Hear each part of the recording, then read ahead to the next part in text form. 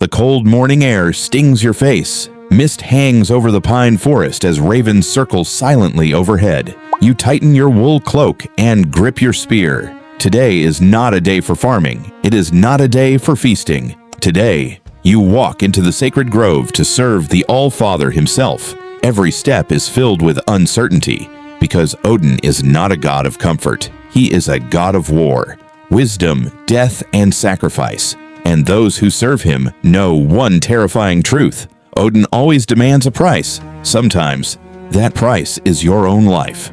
Welcome to the Viking Age. Today, you are a servant of Odin.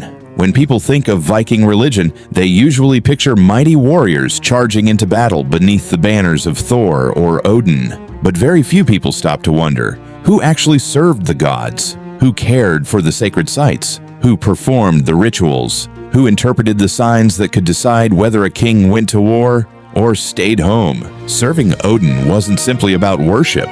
It was about dedicating your entire existence to one of mythology's most mysterious and feared gods. And unlike many gods throughout history, Odin didn't promise safety. He promised struggle, knowledge, and sacrifice. So today, let's step into the boots of a servant of Odin and discover what your life might have been like over 1,000 years ago. You were probably born into an ordinary Viking family. Your father was a farmer, a fisherman, or perhaps a warrior. But from a young age, something seemed different about you. Maybe you were unusually wise. Maybe you claimed to have strange dreams. Maybe local leaders believed Odin had marked you.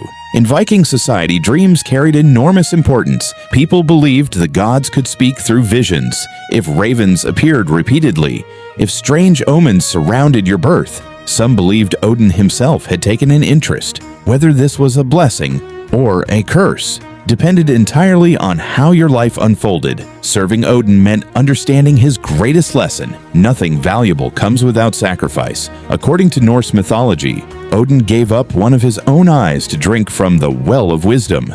Later, he hung himself from Yggdrasil, the great world tree, for 9 days and 9 nights, pierced by his own spear. Without food, without water, without comfort, he endured unimaginable suffering to gain the knowledge of the runes. As one of his servants, you are expected to follow this example. Strength isn't measured by comfort. It's measured by what you're willing to endure. Unlike modern churches, Viking worship often took place outdoors: sacred groves, ancient trees, remote hills, and quiet lakes. These places were believed to be close to the gods. At sunrise, you inspect the altar, you replace old offerings, you light sacred fires, you prepare ceremonies before villagers arrive. Everything must be done correctly, because if crops fail, if disease spreads, or if a battle is lost, people may believe the gods have turned against them. And suddenly, everyone is looking at you. One of your most important responsibilities is interpreting omens. Nothing happens by accident.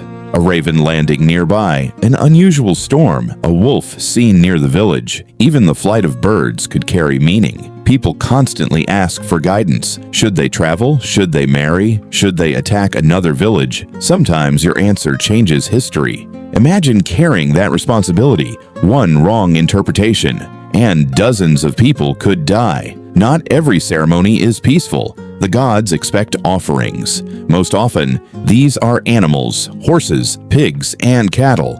During great festivals, blood is collected in bowls. Branches are dipped into it. Then the blood is sprinkled across the altar, the temple, and sometimes even the people.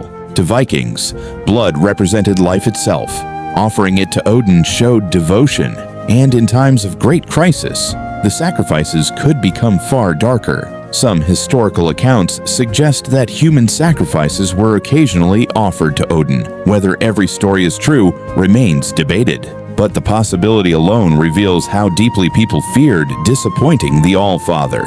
And honestly, imagine believing your entire village depended on whether you performed one ritual correctly. That's an incredible burden to carry. If you're enjoying this journey into the mysterious world of Norse mythology, subscribe for more immersive stories about dark history, forgotten civilizations, and the extraordinary lives of people throughout history. As a servant of Odin, runes are far more than letters. They possess power. Each carved symbol carries meaning. Some are used for messages, others are believed to bring protection, victory, good fortune. Warriors often ask you to carve runes onto swords, shields, and ships before important journeys. Whether the magic truly existed wasn't the point. The belief itself gave people courage, and sometimes that courage made all the difference. Wherever you go, you notice ravens. To most people, they're simply birds.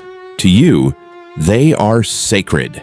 According to legend, Odin's ravens, Huginn and Muninn, fly across the world each day. Their names mean thought and memory. Every evening they return to Odin and tell him everything they have seen. Whenever a raven lands nearby, people become quiet, watching, wondering, could the Allfather be listening? Before battles, warriors seek your blessing. They don't ask if they'll survive. They ask whether Odin will remember them.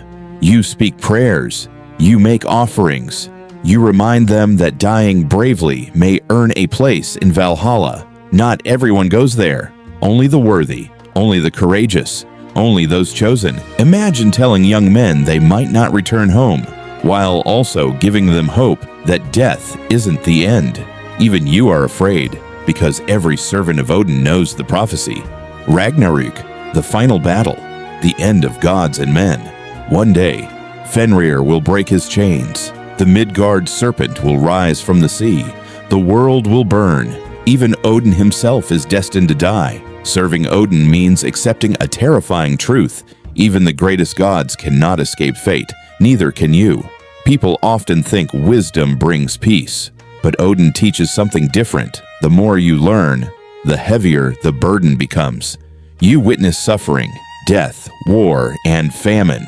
You advise kings, comfort grieving families, perform funeral rites, and every night, you wonder whether you truly understood the gods correctly, because serving Odin isn't about certainty, it's about searching, constantly, relentlessly, even when the answers remain hidden. Years pass, your hair turns gray. The younger generation now looks to you for guidance. One cold winter morning, you realize your journey is ending. You walk one final time through the sacred grove. The ravens call overhead. The fire burns softly before the altar. You whisper one last prayer to the God you've served your entire life. You don't ask for riches, or comfort, or immortality. You ask only for wisdom, because if Odin has taught you anything, it's that true greatness is never given. It is earned, often through suffering, always through sacrifice. Serving Odin wasn't a life of glory. It wasn't filled with certainty. It was a life of responsibility, of mystery, of devotion to a God who valued wisdom above comfort and sacrifice above luxury. Every prayer, every ritual, every difficult choice reflected a belief that the fate of both gods and humanity were connected. To modern eyes, these traditions may seem strange, but for the Vikings, they were as real as the forests around them and the seas they sailed. And perhaps that's why the legend of Odin still fascinates us today. Not because he promised an easy life, but because he challenged people to become stronger, wiser, and braver, even in the face of death. If you enjoyed this journey into the world of Norse mythology, subscribe for more immersive stories about ancient civilizations, mythology, forgotten history, disturbing rituals, and the extraordinary realities of human life throughout time. And tell me in the comments, if you lived during the Viking Age, would you choose to serve Odin? Or would you rather live the quiet life of a farmer? See you in the next story.